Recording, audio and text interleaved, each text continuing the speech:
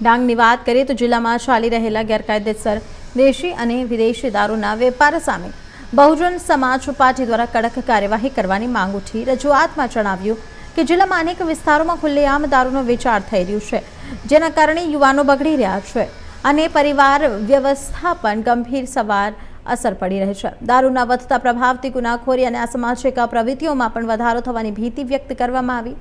સ્થાનિક લોકો દ્વારા અગાઉ પણ અનેકવાર ફરિયાદો કરવામાં આવી હતા, એ છતાં પણ પૂરતી કાર્યવાહી ના થતા જનતામાં રોષ ફેલાયો હોવાનું જણાવ્યું છે।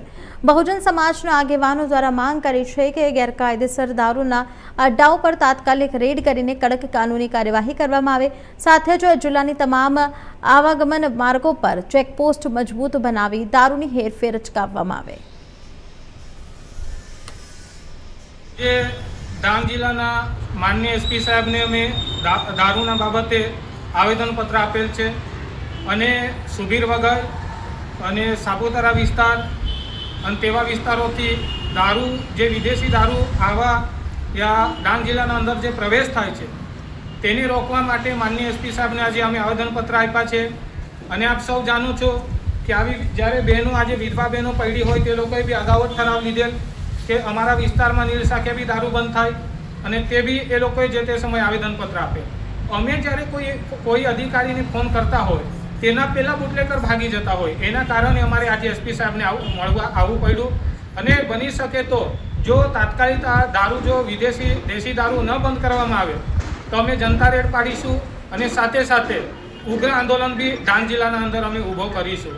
હાલના સમયે અમારે આટલું જ કહેવાનું છે કે આહવા નગરના અંદરથી તમે જોતા હોય સોશિયલ મીડિયામાંથી બી કે જે નવયુવાનો છે તે નવયુવાનો પીધેલી હાલતમાં આજે ગાંજા, દારૂ, ડ્રગ જેવા નશા કરતા હોય અને તેના કારણે બાઇકો પર કે પછી ફોર વ્હીલોમાં જે એક્સિડન્ટના બનાવો થતા હોય અને તેના કારણે એક ઘરનો લાલ જતો હોય, તે અમે રોકવા માટેના પ્રયાસ કર્યા છે। તો આ બાબતે જો કોના પર પોલીસ એમની ઇન્ક્વાયરી ધરાવશે યા પછી એમનો છાપો પાડશે તો જાહેર જનતાને કહેવા માગું છું, આ તેમના જનતાને એમ કહેવા માગું છું કે કોઈ બી એમના તરફેણમાં આવી અને ઉગ્રતાના અભાવે અમારા પર લાલ આંખ ન કરવી, કેમ કે અમે તમારા જ ભવિષ્ય માટે વિચારીએ છીએ અને એ બુટલેકરના બી ભવિષ્ય માટે જ વિચારીએ છીએ।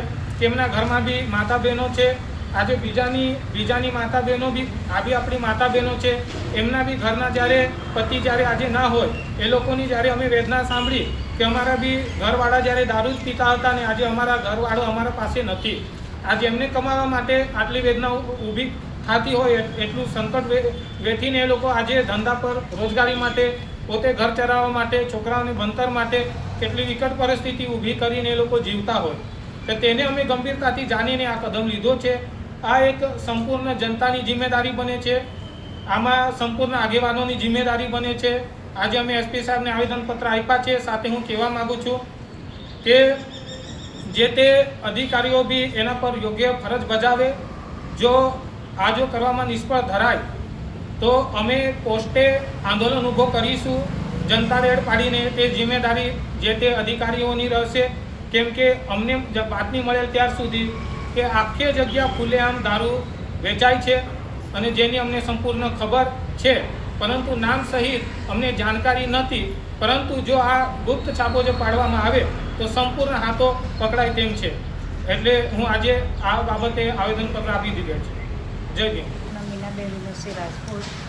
આજે અમે ડાંગ જિલ્લાની અંદર દેશી વિદેશી દારૂના જે અડ્ડાઓ ચાલે છે એના બંધ કરવા બાબતે અમે આવેદનપત્ર આપવા આવેલા છે, કેમ કે દેશી વિદેશી દારૂના લીધે આજે માણસો 200-500 રૂપિયા કમાતા હોય અને એમાંથી એ દારૂ પી જતા હોય તો એ બાળકોનું ભવિષ્ય, ભણવાનું, ઘરનું ભાડું, લાઇટ બિલ ક્યાંથી ભરી શકે, ઘરનું ભરણ પોષણ પણ નહીં કરી શકે। એની અંદર દારૂની લતે ચડવાળા ઘણા માણસો દારૂ પીને મરી ગયા છે અને બધી બહેનો વિધવા થવા પામી છે।